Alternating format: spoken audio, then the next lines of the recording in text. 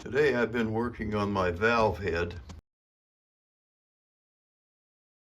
and for me, getting this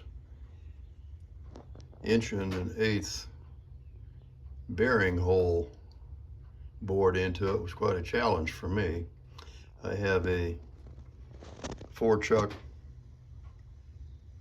non-centering head, and I had already drilled the 1/2" hole and then wanted to center it and bore out for the 1 1/8", and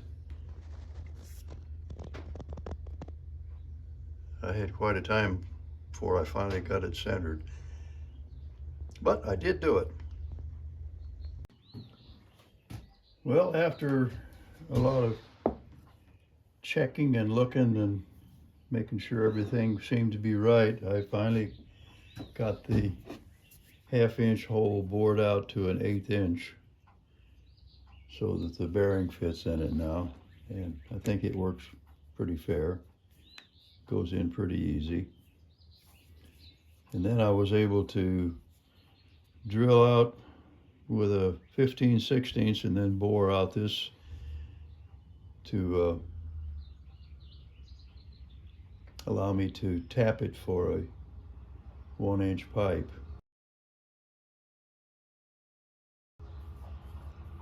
Although this is just a test piece, but I did pretty good, except I'm not sure how I can get this tap in there straight up and down to make sure it's not tilted.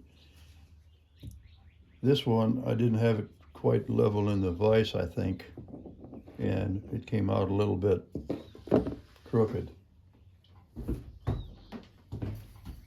I can screw the pipe in it okay, but